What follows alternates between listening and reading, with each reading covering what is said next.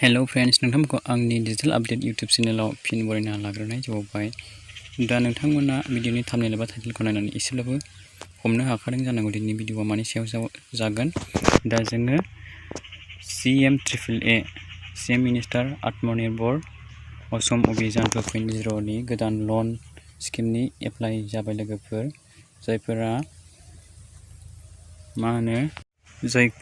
फरायनानै ओरैनो दङ, जायफोरा बिजनेस मावनो गोसो, जायफोरा लन लानो गोसो, नोंथांमोना बयबो लानो हागोन लोगोफोर। दा 1.0 खौथ' जोंहा CM बिथाङाहाय होखांबाय नङा होमबा लोगोफोर। 75,000 मोनबाय, ओमफ्राय 25,000 खौहाय नभेम्बर मासाव मोननो हागौ आरो CM बिथाङाहाय फोसावखाबाय। दा बिथाङा सिगाङाव 1.0 लन्च खालामना होदोंमोन नङा होमबा लोगोफोर। दा 1.0 आथ' जोब्बाय लोगोफोर, बिनिखौहाय किस्तिखौहाय होखांबाय। दा 2.0 गोदानै लन्च खालामनानै होबावदों CM बिथाङाहाय। दा नोंथांमोनहा जायफोरा लानो गोसो, नोंथांमोनहा एप्लाइ खालामनानै लाबानो जाबाय। 2 लाख आरो 5 लाख मोनगोन आरोखि क्वालिफिकेसन इडुकेसनेलखौ नायनानैहाय। दा बिनि सायाव जोङो A to Z बे भिडिअनि गेजेरजों सावरायगोन। नोंथांमोनहा भिडिअखौ स्किप खालामालासे नायलांबाय थाबानो जाबाय। दा बे भिडिअनि गेजेरजों आं नोंथांमोननि गेजेराव step by step apply process आरो A to Z full details दिन्थिलांबाय थागोन। दा नोंथांमोना भिडिअखौ नायलांबाय थाबानो जाबाय। थ' लोगोफोर,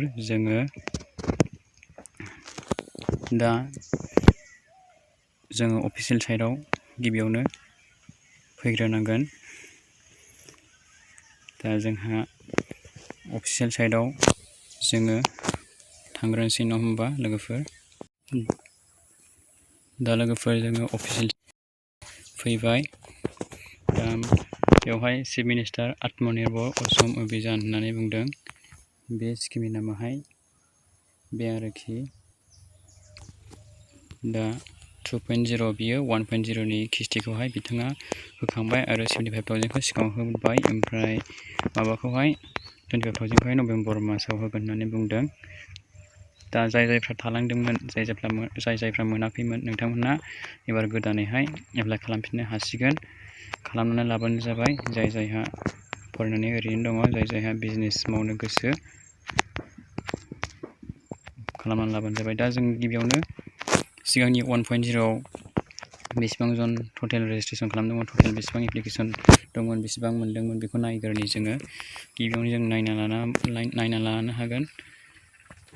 जोंहा गिबियावनो टटेल रेजिस्ट्रेसन खालामदोंमोन बेसेबां जन, 2,29,145 जन जोंहा 1.0 आव एप्लाइ खालामदोंमोन। बिनि गेजेराव एक्सेप्ट एप्लिकेसन जानाया माखासे रिजेक्ट जादों आरो माखासेया फाइनाल साबमिट खालामाखै, माखासेयाल' खालामदों। बिनि गेजेराव 2 लाखनि गेजेराव 1,04,091 जनाल' फाइनाल साबमिट खालामदोंमोन। 1,04,090 जननि गेजेराव बिथां CM जोंना 1.0 नि लनखौहाय बेसेबां टटेल खयजन बेनिफिसारिफोरनो होदोंमोन, 25,000 जनल' बेनिफिसारिफोरनो होदोंमोन। होमबा जोंहा गोबाङानो थालांदोंमोन नङा होमबा। खावसेनि बारायानो 75% जोंहा थालांदोंमोन नङा होमबा। दा नोंथांमोनहा जाय थालांदोंमोन, नोंथांमोनहा गोदानै एप्लाइ खालामफिननो हासिगोन आरोखि। दा बिनि पर्टेला गेवबाय, अपेन जाबाय, जागासिनो दङ अनलाइन प्रसेस। दा बिनि लास्ट डेटखौ नोंथांमोना स्क्रिनाव नुदों। लास्ट डेटआ 18 तारिख नभेम्बर 2024 आवहाय जोबगोन आरो बिनि एप्लाइ लास्ट डेटआ। दा जोंहा माखासे अबजेक्टिभ्सफोरखौ नायोब्ला बेवहाय इलिजिबिलिटिखौ नायनोसै जों। इलिजिबिलिटिखौ नायोबा जोंहा मा 28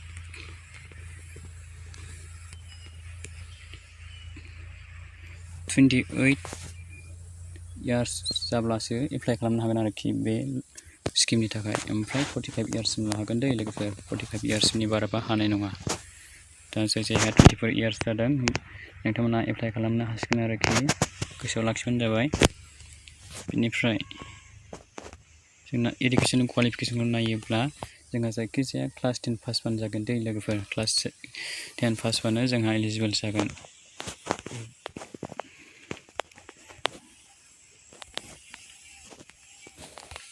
ओमफ्राय जोंहा डकुमेन्टसा मा नांगोन होनना बुङोब्ला जों डकुमेन्टसखौ जोंहा जायखिजाया एनिवान आइडि प्रुफ थानांगोन। Aadhaar card, voter card, PAN card, driving licence, passport थाबानो जागोन। बिनिफ्राय education qualification, marksheet, admit card, registration, pass certificate बेफोरखौहाय होफानांगोन आरोखि बे स्किमखौ एप्लाइ खालामनो थाखाय। ओमफ्राय गावबा गावनि बेंक पासबुकआथ' बयनावबो थाखायो, बेखौहाय होनांगोन। बेंक पासबुक आइडि कार्डखौ होनांगोन। बेनिफ्राय पेन कार्ड नांगोन। ओमफ्राय इमप्लयमेन्ट एक्सचेन्ज रेजिस्ट्रेसन कार्ड बेखौ नांथारगोन आरोखि। इमप्लयमेन्ट एक्सचेन्ज कार्ड गैयाब्ला नोंथांमोनहा मोननाय नङा आरो एप्लाइबो खालामनानै लानो हानाय नङा। इमप्लयमेन्ट एक्सचेन्ज कार्डआहाय गोनांथार दै लोगोफोर, बेखौ गोसोआव लाबानो जाबाय। आरो हाउ टु एप्लाइ होनोब्ला जोंहा 1.0 आथ' जोबनानै थांबाय नङा होमबा लोगोफोर। दा एप्लिकेसन खालामनाय समावहाय अनलाइन पेमेन्ट दङ। 100 रुपिस दानांगोन आरोखि। SC, ST, OBC केटेगरिफोरा 100 rupees payment खालामनांगोन अनलाइन खालामनाय समाव।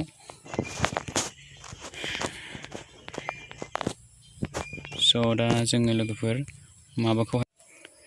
लोगोफोर दानि गोदानै ओंखारनाय लन्च जानाय CM मिनिस्टार आत्मनिर्भर असम अभियान स्किम लन 2.0 आव बेसेबां जन रेजिस्ट्रेसन जादों, बेसेबां जन एप्लिकेसन दं, बेखौहाय जोङो दा नायनोसै। दा नोंथांमोना नायलांबाय थाबानो जाबाय फारि फारि, भिडिअखौ स्किप खालामजासे। दा जोंहा गोदानै लन्च जानाय 2.0 आवहाय जोंहा एप्लिकेसन रेजिस्टारा दासिमाव 29,985 जन एक्टिभ जानानै दं। ओमफ्राय एप्लिकेसन डार्फआवहाय दङ 391। ओमफ्राय जायफोरा एप्लाइ खालामदों ओमफ्राय पेमेन्ट खालामाखै, 100 रुपिस पेमेन्ट खालामनांगौ नालाय एप्लाइ खालामनाय समाव, दा बे फिसखौ होआखै आरोखि। दा बिसोरनि लिस्टआहाय मा वाइटिं लिस्टआवहाय दङ, पेमेन्ट खालामै वाइटिंआव दङ 2,832 जन वाइटिंआव दं आरोखि ना। ओमफ्राय जोंहा डिस्ट्रिक्ट वाइज नायोबा नैबे डिस्ट्रिक्टखौ नायदो। डिस्ट्रिक्ट वाइज नायोबा जोंहा नैबेखौ नायदो। बाक्सायावहाय टटेल रेजिस्ट्रेसन बेसेबां खालामदों, 489 जन।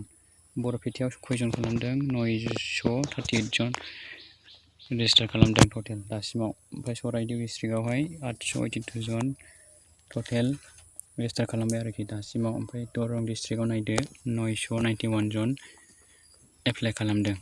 ओमफ्राय ओरै नायलांबावदो। बेनिफ्राय धेमाजि डिस्ट्रिक्टआवहाय 632 जन, धुबरी डिस्ट्रिक्टआव 1586, डिब्रुगड़आवहाय 3541 जन, डिमा हासाव 157, गवालपारा 843 जन दासिमाव एप्लाइ खालामनानै दं आरोखि। ओमफ्राय जों नायबावनो हायो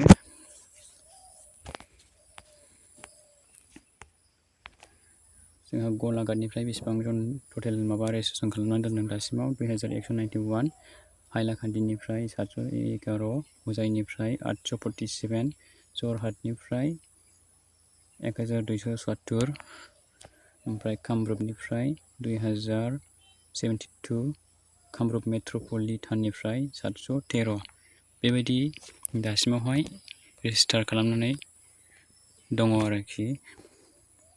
बेनिफ्राय कार्बि आंलं डिस्ट्रिक्टआवहाय 332 जन, करिमगन्जआवहाय 1092, क'क्राझार जोंनि नैबे क'क्राझार डिस्ट्रिक्टआवहाय 1038 जनल' रेजिस्टार खालामनानै दोनदों दासिमाव। लखिमपुर डिस्ट्रिक्टआवहाय 1388 जन रेजिस्टार खालामबाय आरोखि। बेनिफ्राय नायबावनो हायो लोगोफोर, नै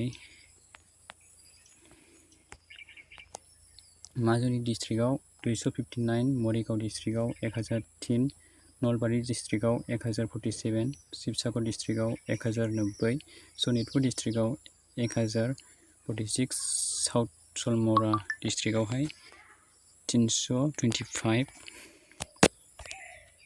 बेनिफ्राय ओरै नायलांबावदो लोगोफोर, तामुलपुर डिस्ट्रिक्टआव 602, तिनिसुकिया डिस्ट्रिक्टआव 1302, उदालगुरि डिस्ट्रिक्टआवहाय 961, वेस्ट कार्बि आंलंआवहाय 194 जन टटेल बेनिफिसियारिफोरा दासिमावहाय एक्टिभ जानानै दङ, रेजिस्टार खालामबाय आरोखि। बेनिफ्राय जोंहा माखासे केटेगरि वाइज नायोबा अबिसि बिथांमोनाहाय 12,997 जन रेजिस्टार जाबाय, जेनेरेल बिथांमोननिया 8,485 जन,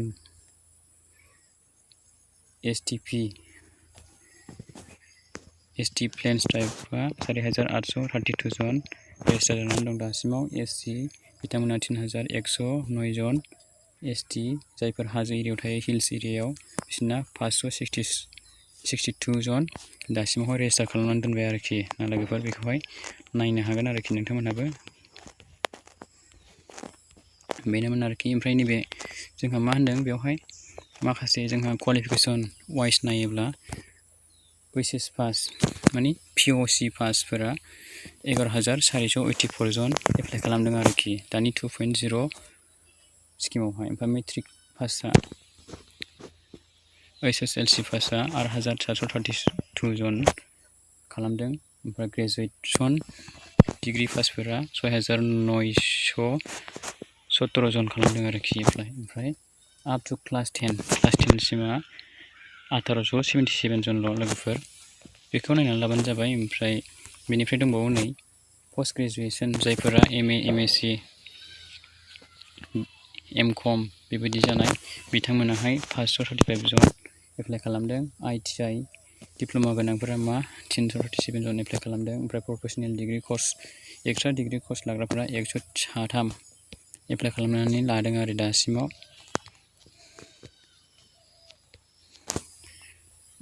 ओमफ्राय प्रफेसनेल डिग्रि कर्सआवनो दंबावो बिइ, बिटेक लानायफोरा 63 जन एप्लाइ खालामदों।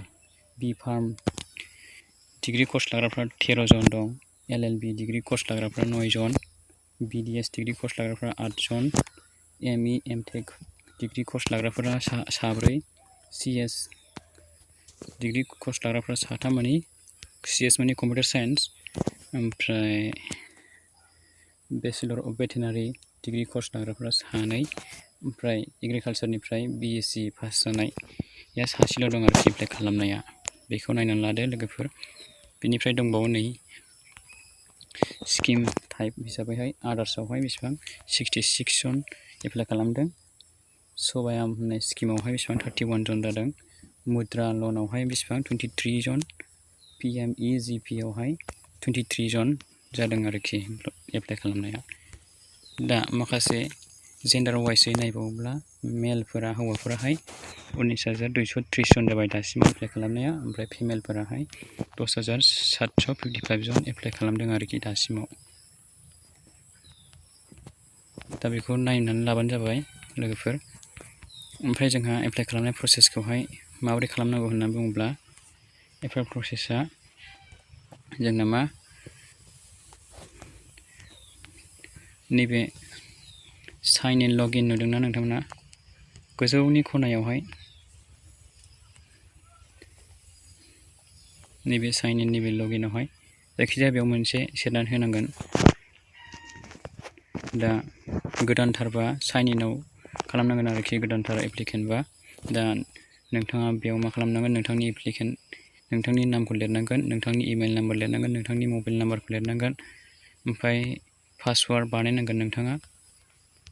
बेनिफ्राय नोंथाङा नैबे इन्टार केप्चाखौ होनानै नैबे इन्टाराव होनानै नोंथाङा साबमिट खालामबानो नोंथांनि एप्लिकेसना अनलाइन एप्लाइ खालामनाय प्रसेसा स्टार्ट जागोन आरोखि। ओमफ्राय जायफोरा सिगाङावनो रेजिस्टार खालामखांनाय नोंथांमोना नैबे लगइन अपसनावहाय क्लिक खालामनांगोन। बेनिफ्राय रेजिस्टार मबाइल नाम्बारजों खालामखानाय थायो नालाय, गोजामफोर खालामखानाया सिगाङाव जाय 1.0 खालामदोंमोन बिथांमोनाव मिन्थिखागोन नङा होमबा। दा बिथांमोना मा खालामनांगोन,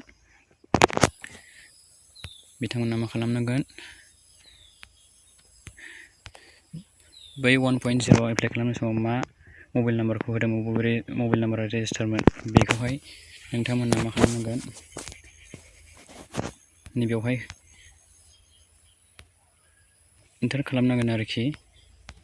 नैबेयावहाय मबाइल नाम्बारखौ होनांगोन। ओमफ्राय नोंथाङा बबे मोनसेखौ होनो, बबे मोनसेजों लगिन खालामनो नोंथाङा सायख'बानो जाबाय। नोंथाङा पासवार्डजों खेवनो ना नोंथाङा नोंथांनि मबाइल नाम्बाराव OTP गोदान हरनानै नोंथाङा खेवनो, नोंथाङा जायखिजाया मोनसे अपसनखौ चयस खालामनानै नोंथाङा नैबे केपचा क'डखौहाय नैबे इन्टारबक्सआव होनानै साबमिट खालामनानै होबानो, लगिन खालामबानो नोंथांनि एप्लिकेसना अपेन जागोन आरोखि। ओमफ्राय नोंथाङा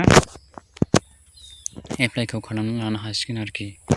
स' लोगोफोर, आङो एप्लाइ खालामनाय प्रसेसखौहाय बेखिनिसिम भिडिअ'आवनो दोनथ'नो सानबाय। दा नोंथांमोनहा जाय सिगाङाव 1.0 आवहाय थालांदोंमोन, नोंथांमोनहा नैबे दानि गोदान 2.0 आवहाय एप्लाइ खालामनानै लाफिनबानो जाबाय। गोबाङानो मोनदों, गोबाङानो मोनाखै, नङा होमबा लोगोफोर? दा भिडिअ'आ बेनोमोन लोगोफोर। दिनैनि भिडिअ'खौ एसेखिनियावनो दोनथ'नोसै। थ' लोगोफोर, नोंथांमोनखौ आं जोबथारनायाव मोनसेल' रिकुवेस्ट खालामहरनो सानदों। जाय नोंथांमोनहा आंनि चेनेलखौ दासिमबो साबस्क्राइब खालामनानै लायाखै आरो चेनेलाव गोदानै फैदोंब्ला नोंथांमोना आंनि चेनेलखौ साबस्क्राइब खालामनानै गालांबानो जाबाय आरो बयनोबो शेयार खालामनानै होबानो जाबाय। थ' लोगोफोर, नेक्स्ट भिडिअ'आव लोगो मोनबावगोन। Thank you for watching. Bye bye and